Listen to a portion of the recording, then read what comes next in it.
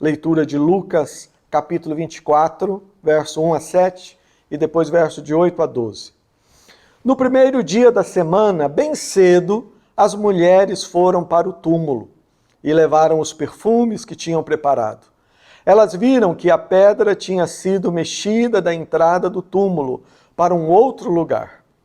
E entrando, porém, não encontraram o corpo de Jesus. Enquanto elas estavam perplexas a esse respeito, apareceram 2 homens, vestidos com roupas resplandecentes, e se colocaram ao lado delas. Elas ficaram com muito medo e se ajoelharam, levantando seus rostos até o chão. Então, os 2 homens lhes disseram: por que vocês estão procurando entre os mortos alguém que está vivo? Ele não está mais aqui, ele ressuscitou. Você não lembra do que ele disse quando ainda estava na Galileia?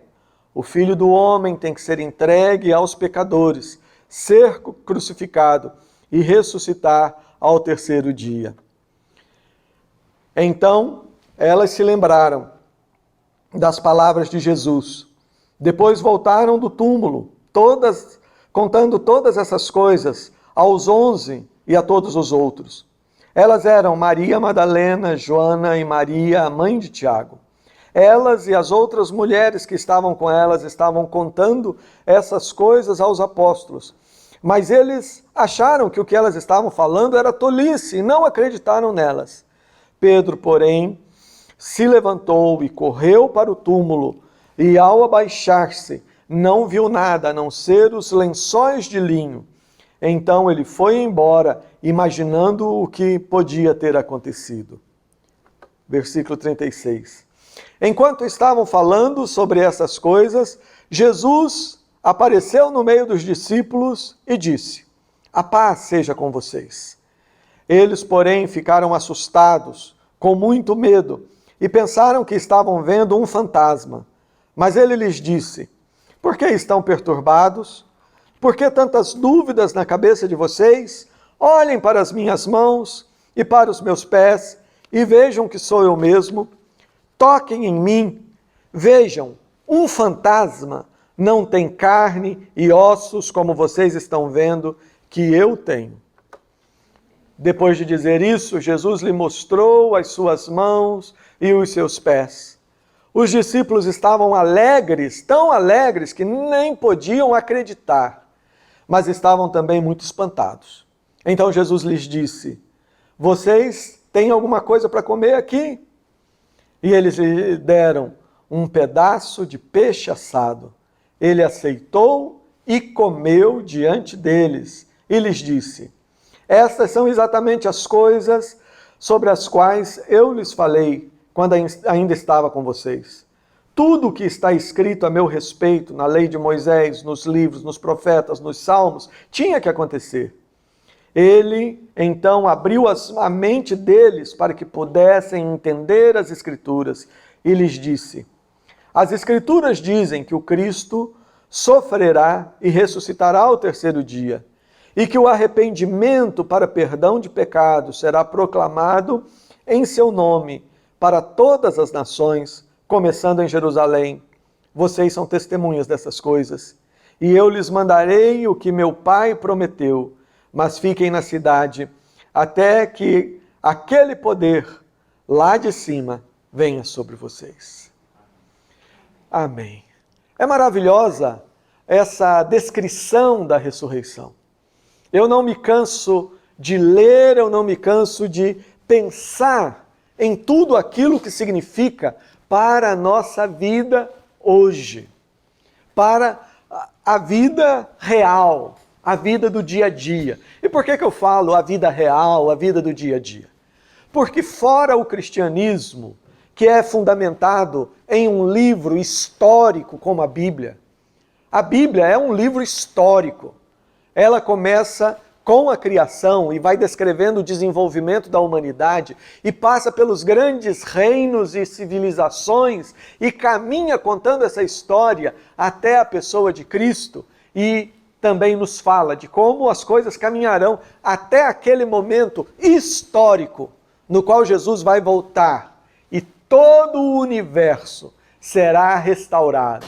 Todo o universo experimentará essa grande bênção da ressurreição. O cristianismo é histórico. As outras religiões não.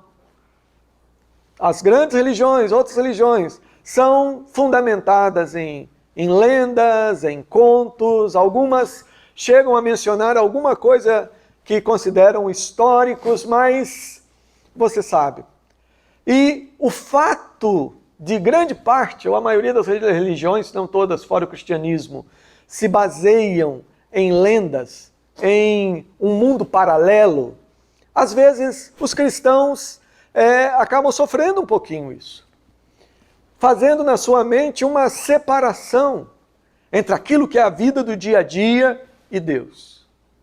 Eu encontro pessoas que às vezes estão tão envolvidas nas suas atividades que não têm tempo para gastar um momento lendo a Bíblia, orando, buscando ao Senhor. E quando a gente fala, a resposta é essa: não, mas eu vivo no mundo real, aqui sou eu que tenho que resolver as coisas. Quando alguém diz assim é porque ele não entendeu nada. Não entendeu nada.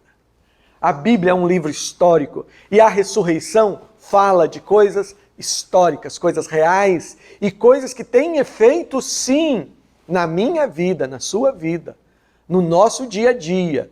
À medida em que nós lutamos pela sobrevivência, lutamos pelo pão nosso de cada dia, lutamos para realizar aquilo que Deus nos tem dado a realizar. A ressurreição, ela tem esse poder.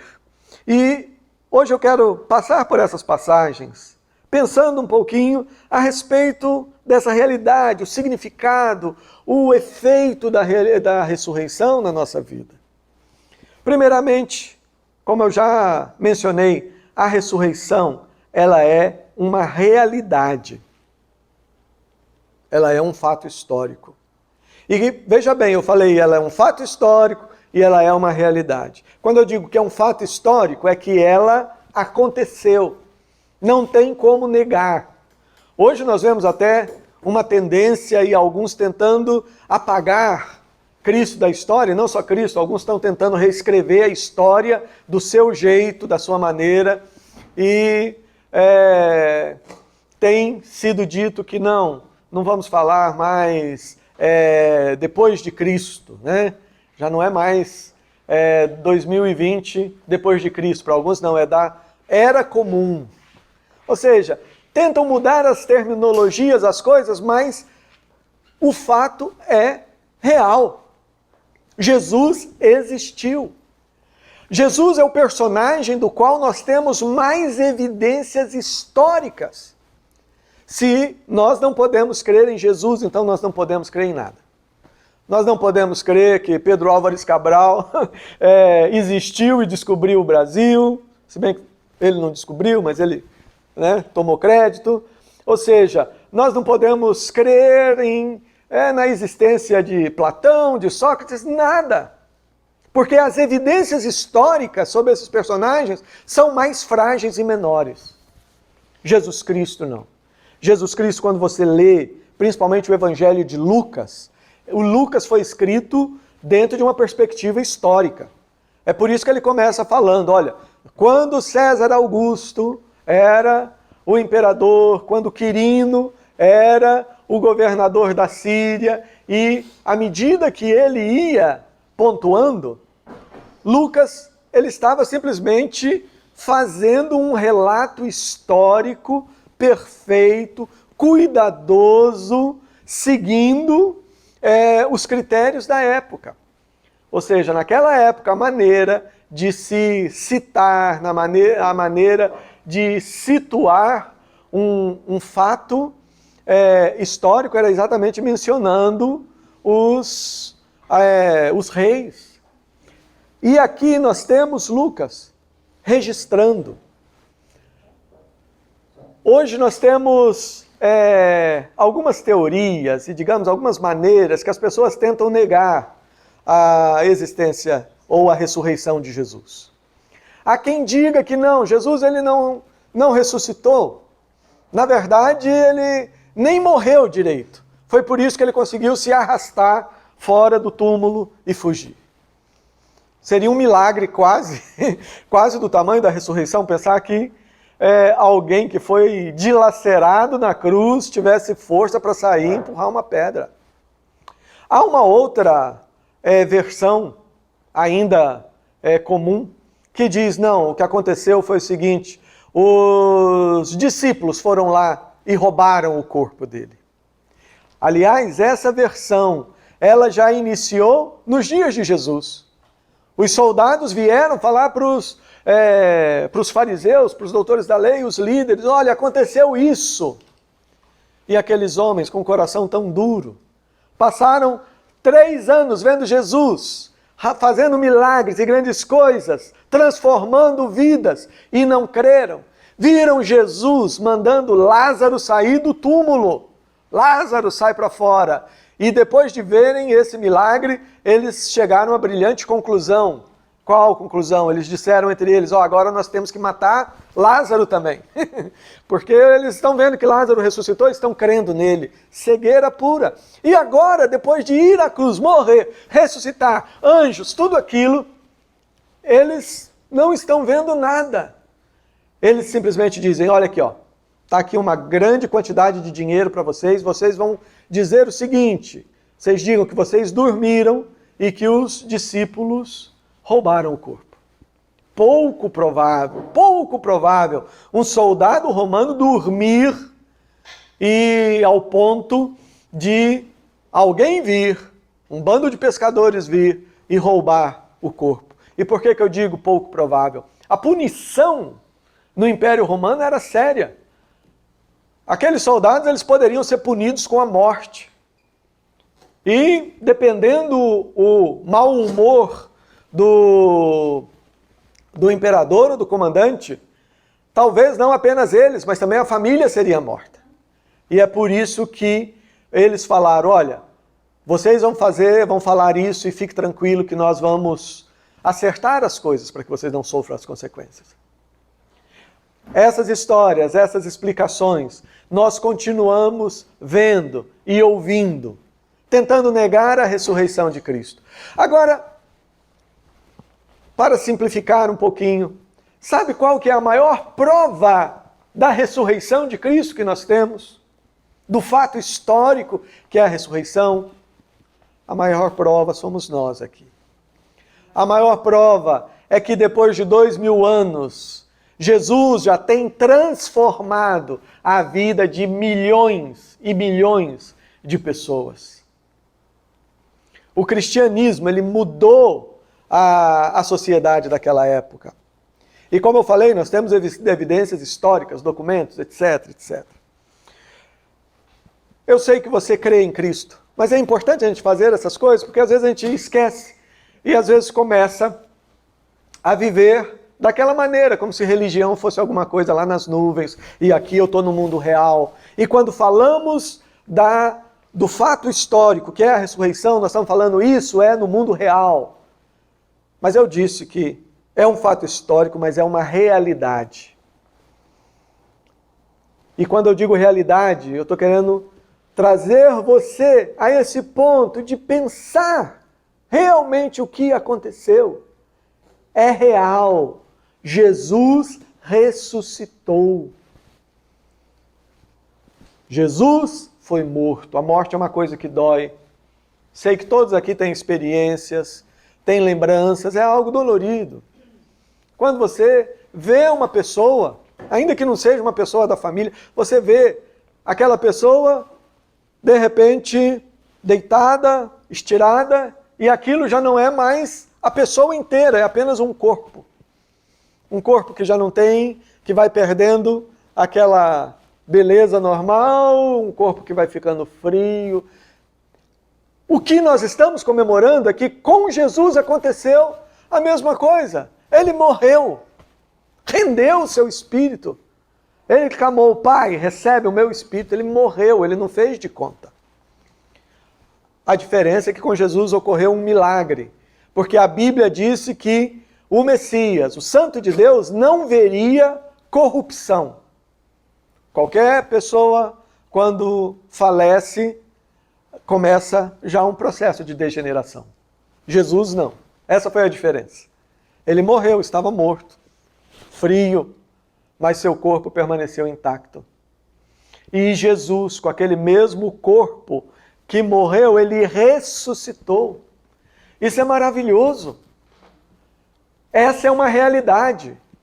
A realidade é que em Cristo, se você tem Jesus como Senhor e Salvador, se você descansa no amor de Deus, você vai ressuscitar com Ele.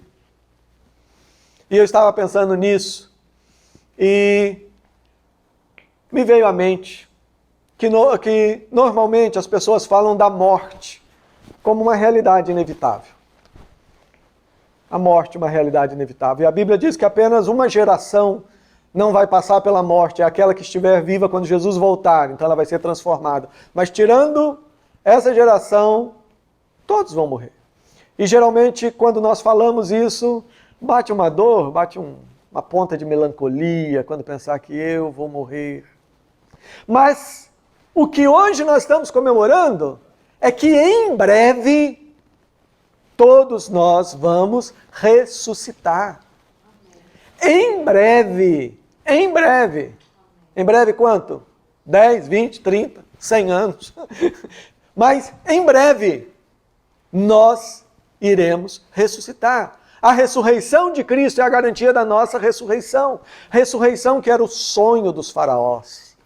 Os faraós no Egito, né? A cultura do Egito gira mais em torno dos mortos do que dos vivos, né? No Egito Antigo. As grandes pirâmides e tudo que faziam. E eles faziam todos aqueles rituais, aquelas coisas, porque eles sonhavam, eles desejavam uma vida que não termina. Eles desejavam a eternidade. E aquilo que eles não conseguiram, nós temos através do Evangelho. Nós temos através de Jesus. Jesus, ele não veio com uma religião de rituais e coisas. Aliás, Jesus ele não veio com religião, ele veio com o Evangelho. Porque a religião diz que você tem que fazer o ritual para ser atendido, tem que obedecer para ser amado.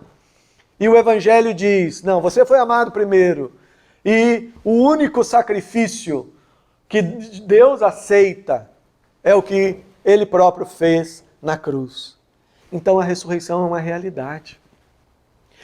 Se eu creio que a ressurreição é uma realidade, se eu creio que não apenas a ressurreição do meu corpo, mas a transformação de todo o planeta, de todo o universo, também acontecerá, é uma realidade, isso tem que ter um impacto da minha vida. Eu não posso viver como se a minha vida fosse pequena, que a minha vida fosse ser contada em mais algumas décadas, alguns anos, dias, não sei. Eu tenho que ver aquilo que Deus coloca para eu ver. E o que Deus está colocando aqui, através de Jesus, para que eu veja, é que a nossa vida é eterna. O amor dele conosco é eterno. O carinho dele conosco é eterno. A presença dele para nós é eterna. O que ele planejou para a nossa vida é eterno. E nós não somos nem capazes de imaginar. Há aqueles que tentam espiritualizar demais e dizem que não, ao final tudo vai ser destruído, a gente vai viver em outro lugar, coisas assim. Mas isso não é bíblico. Essa dicotomia, essa separação de material e espiritual não veio da Bíblia. Veio da filosofia grega. Vários séculos depois. No Gênesis, você vê Deus criando o todo. O mundo. Não faz separação de material e espiritual, ele cria o mundo. Ele não cria a alma e um corpo, ele cria o homem, o ser humano. E depois ele olha e diz, eis que tudo é muito bom. Ele não falou, ó, eis que a parte invisível. Não, eis que tudo é muito bom. Quem fez essa separação foram os gregos. Principalmente Platão, com aquela história de separar o material do espiritual. O espiritual é bom e perfeito, a matéria é má. Foram os gregos. E muitos mestres e teólogos dos primeiros séculos no cristianismo estavam contaminados por isso. E às vezes a igreja hoje está vivendo aquém daquilo que poderia, porque está tendo na sua mente a filosofia grega e não o evangelho. Quanta gente, ele fala do futuro, mas o coração fica triste. Ele pensa na ressurreição, na vida lá com Deus e no paraíso, mas o coração entristece porque ele gosta tanto da praia, né? O mar é tão lindo. Ele pensa no futuro, mas ele sofre pelo presente porque ele pensa nas flores, etc. Isso é um engano da mente. O que eu estou falando que é um engano da mente? Deus, ele criou tudo para a sua glória. E o que significa que Deus criou tudo para a sua glória? Ele criou tudo para que o coração de Jesus pudesse extravasar todo o amor que há no coração de Deus. Deus criou o universo para ser amado. Deus criou você e a mim para sermos amados. Tudo que foi criado pertence a Cristo. E a Bíblia que diz que tudo foi criado por Ele, por meio dEle e para Ele. Ele é dono de tudo. O inimigo não tem poder de tirar um grão de areia da herança de Cristo. Jesus é o Senhor. E é lindo quando você olha nas últimas páginas da Bíblia, quando fala da restauração, Jesus diz, eis que eu faço novas, eis que eu renovo todas as coisas. Renovo os céus e renovo a terra. É isso que a Bíblia nos ensina. É isso que a realidade da ressurreição nos diz, que a vida é eterna, num mundo pleno da presença de Deus. E lá na visão que o Apocalipse nos dá, o paraíso, aquilo que hoje está longe dos nossos olhos, desce sobre a terra. E vem a palavra, eis o tabernáculo de Deus com os homens. Deus habitará com eles. E ele será seu Deus e eles serão seu povo. E esse versículo nos fala de algo maravilhoso. O plano eterno de Deus não é nos levar para morar com ele lá em cima. O plano eterno de Deus é vir habitar conosco, nesse ambiente restaurado que ele criou para a sua glória por toda a eternidade. Isso tem que trazer esperança. Isso tem que trazer ânimo. As coisas podem estar difíceis. Nós podemos ver esse mundo ficando cada vez mais complicado. Mas Jesus falou, vai ser assim, mas não se preocupe. É necessário que isso aconteça. Em outras palavras, Deus ele está no controle de todas as coisas. E porque Jesus ressuscitou, nós vamos vê-lo voltando. Portanto, a ressurreição, ela tem um significado profundo para nós. A ressurreição nos fala do valor do nosso corpo. A ressurreição fala que nós somos seres integrais, que devemos adorar a Deus assim. Eu amo esses textos finais aqui que nós lemos. Quando os discípulos olham para Jesus, e Jesus eles estão tão empolgados que estão tendo dificuldade de acreditar, estão tendo dificuldade de crer. E Jesus fala, olha, sou eu mesmo, põe a mão aqui, fantasma, não tem osso nem tem carne, como vocês estão vendo que eu tenho. Não é lindo? É a Bíblia falando, é Jesus falando, não é um corpo de vento, não é um fantasma, não é um espírito, sou eu mesmo, com meu corpo glorificado. E se você achou que é meio estranha essa história de falar que vai ter uma continuidade dessa vida em muitos aspectos, olha o que Jesus fez. Eles estavam ainda sem acreditar. Aí Jesus falou, vocês têm aí alguma coisa para comer? E deram um peixe. E Jesus comeu com eles. Essa imagem, para mim, ela mostra exatamente isso que todos esses textos dizem. Que em breve nós vamos ressuscitar e vamos continuar vivendo vida perfeita, feliz, plenitude de Deus. E vamos estar vivendo uma vida, em certo sentido, bem diferente e em outro sentido muito parecida com a que nós estamos. E Jesus mostrou tudo isso quando ele pega um peixe e mesmo depois de ressurreto, ele come. Eu já escutei alguém dizendo, olha, mas essa coisa de dizer que nós vamos comer, a Bíblia diz que já não haverá mais fome. Eu falei, claro, a Bíblia diz que não vai haver fome, mas a Bíblia não diz que não vai ter mais apetite. Fome é miséria, fome é você ter fome e não ser capaz de se alimentar. Fome é viver num mundo onde alguns vivem em cima de bilhões e bilhões vivem com menos de $1 por dia. E a Bíblia está falando, isso acabou. Vai acabar. Não vai haver mais fome. Mas nós vamos viver na plenitude da presença de Deus. E Jesus aqui, ele come. E Lucas vai falar, olha, Jesus, ele passou ainda 40 dias com os discípulos, comendo e bebendo com eles. Essa aqui não é a única passagem que mostra Jesus comendo depois da ressurreição. Tem aquela quando os discípulos estão lá pescando e vindo com o barco, e Jesus já está na praia, fazendo o quê? Preparando o breakfast, preparando o lanche, com uma fogueira, fazendo peixe na brasa e comendo junto com os discípulos. Ressurreição é uma realidade, nós precisamos começar a pensar em ressurreição. Precisamos parar de pensar um pouco em morte e precisamos pensar em ressurreição. Precisamos parar que, um dia eu vou morrer, aleluia, eu vou morrer. Mas melhor do que isso, eu vou ressuscitar. Eu vou ressuscitar. Jesus ressuscitou. Essa é a mensagem da Páscoa. Se você passar pelo dia de hoje e não pensar nessas coisas, e não reter isso no coração, você perdeu o dia. Eu sei, Páscoa é gostoso, família, crianças, essa coisa toda, mas se for só isso, acaba sendo muito pouco. Nós precisamos então celebrar. A ressurreição de Cristo significa então vida, salvação.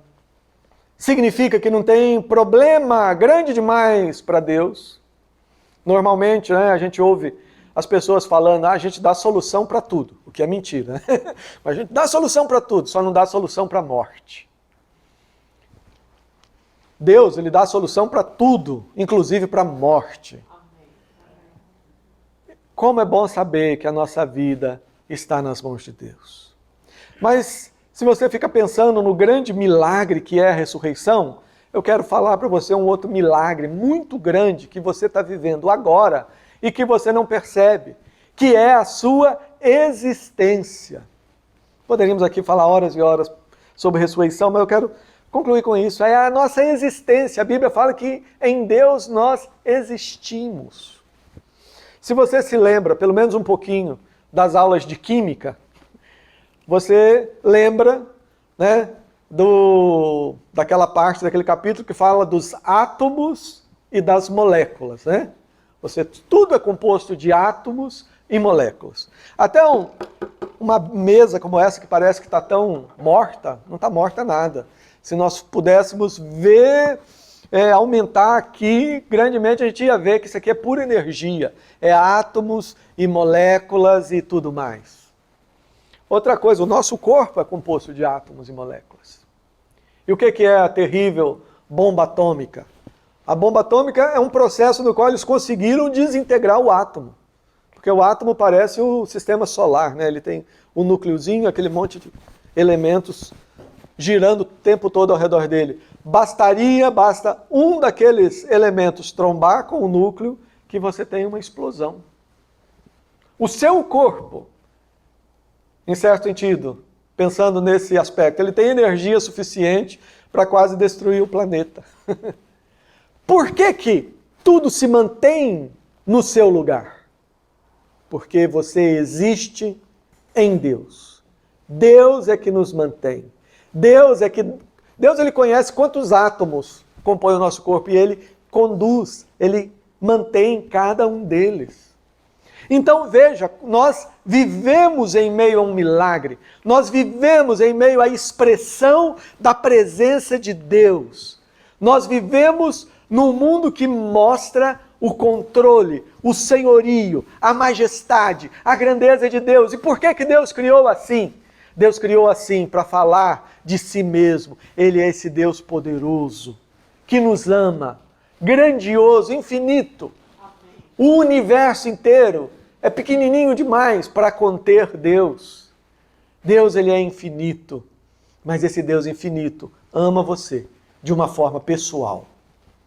Esse Deus infinito, ele nos ama de uma forma pessoal. E a Páscoa ou a ressurreição nos diz isso. Que esse Deus infinito, ele nos ama pessoalmente. Por isso, veio através de Jesus. Jesus é o próprio Deus, é o Verbo que se fez carne. E morreu, se entregou à morte por nós. Inimaginável, impensável. O Deus Todo-Poderoso fazer isso por amor de você, de mim. E ele não ficou retido pela morte, porque não tem como a morte reter aquele que é o autor da vida. E ele ressuscitou. E você também, em Cristo, vai ressuscitar. Páscoa nos traz esperança. Eu não sei quais são as lutas que você tem enfrentado, as angústias. Pensa no significado da Páscoa, pensa no significado da ressurreição, melhor dizendo. E você vai ver que as suas preocupações, os nossos medos, os monstros que tomam conta da nossa cabeça não são absolutamente nada perto da grandeza do poder de Deus. Vamos orar. Pai, nós agradecemos a Ti, louvamos-Te porque em breve o Senhor vai enxugar dos nossos olhos toda lágrima, toda angústia, todo choro. Não haverá mais luto, não haverá mais dor. Haverá simplesmente um oceano de amor chamado o Deus Altíssimo, no qual nós estaremos vivendo. Louvamos-Te, Pai, porque hoje nós vivemos, movemos e existimos, porque o Senhor cuida de nós. Cada célulazinha do nosso corpo, ela se mantém, porque o Senhor está mantendo. Cada átomo desse mundo imenso é controlado por Ti, Pai. Ô Senhor, nós pedimos que o Senhor esteja abrindo o entendimento e esteja levando as pessoas também, ó Pai, a descansar no Evangelho de Cristo, em Jesus. Entendendo que o Senhor nos ama não porque nós merecemos ou fazemos por merecer ou fazemos a nossa parte porque não fazemos, mas o Senhor nos ama porque Tu és amor, o Senhor é amor e o Senhor decidiu nos amar. Louvamos-Te porque a morte de Jesus, aquele dia que Ele passou no túmulo e a Sua ressurreição são testemunhos vibrantes deste amor. Amém. No nome de Jesus. Amém.